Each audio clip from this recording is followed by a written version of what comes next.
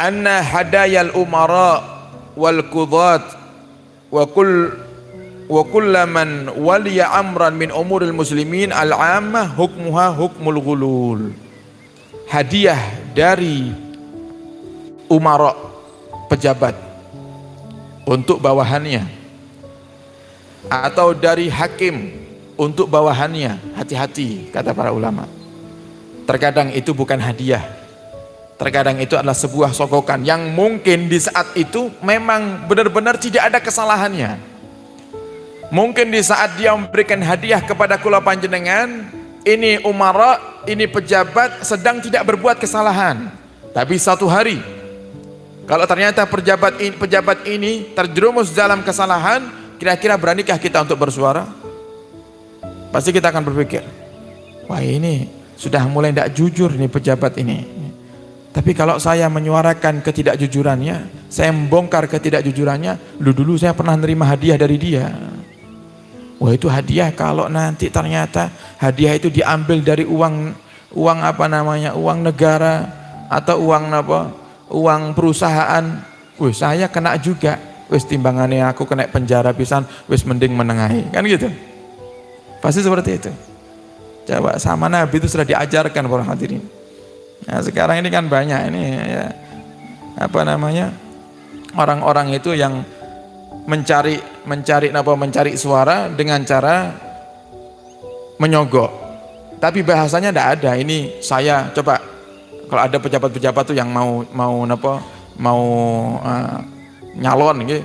Apa ada yang datang ke rumah panjenengan, wakilnya datang ke rumah panjenengan ngomong gini, Pak ini sogokan kagem panjenengan, ada ngomong gitu, ini kulo nyogok panjenengan kersane jenengan supaya jenengan nyoblos dia, apa ada yang ngomong gitu? Tidak ada. Pasti ngomongnya, Pak ini hadiah dari Bapak Fulan yang beliaunya insya Allah di tahun sekian akan nyalon, pasti gitu, hadiah. Bahasanya tidak pernah ngomong nyogok terang-terangan, tidak pernah gitu.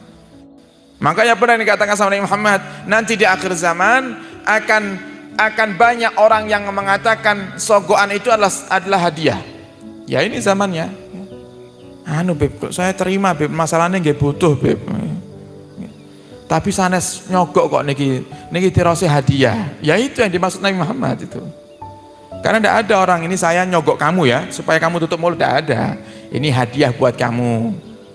Kalau misalnya orang yang dikasih hadiah ini tidak peka misalnya, ini hadiah buat kamu, ya wis ngerti ya dewe, paham toh? Nah, paling gitu, maksudnya apa? Tutup mulut, maksudnya.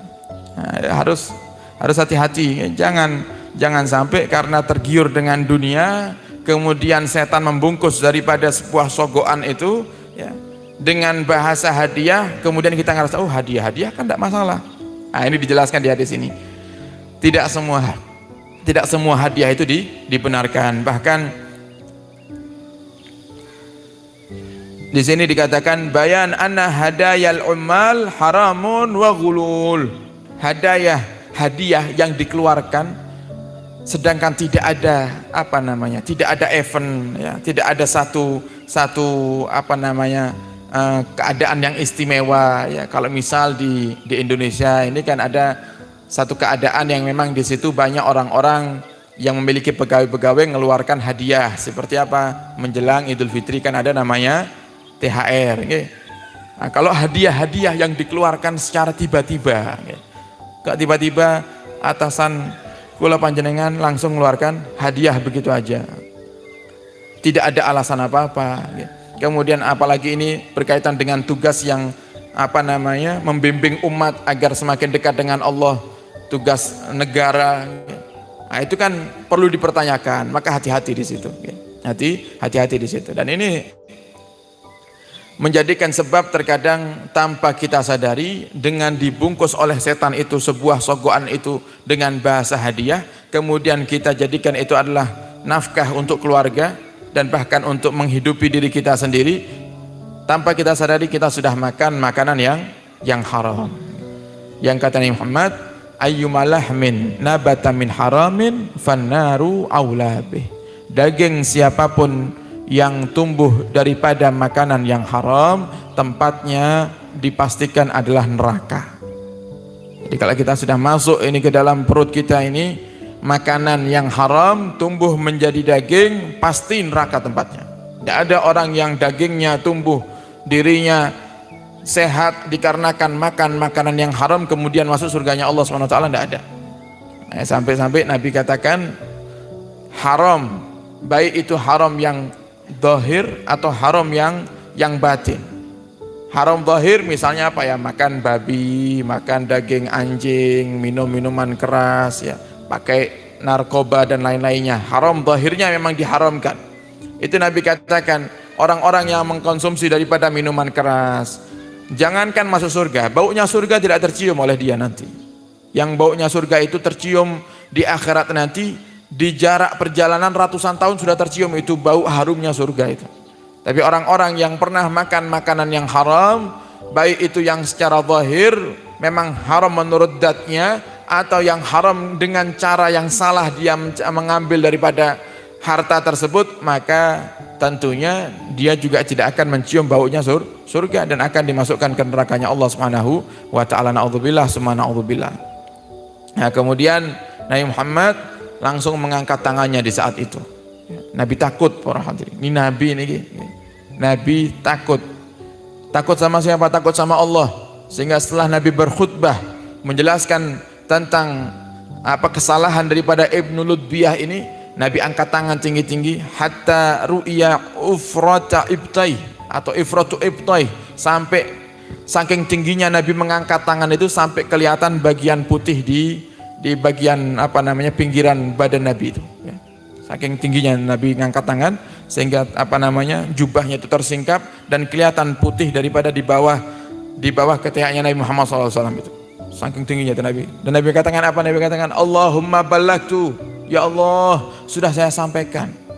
Kalau ternyata mereka masih ngambil harta dengan cara yang haram, saya sudah nyampaikan ya Allah. Diulang 3 kali sama Muhammad, Allahumma ballagtu, Allahumma ballagtu, Allahumma ballagtu.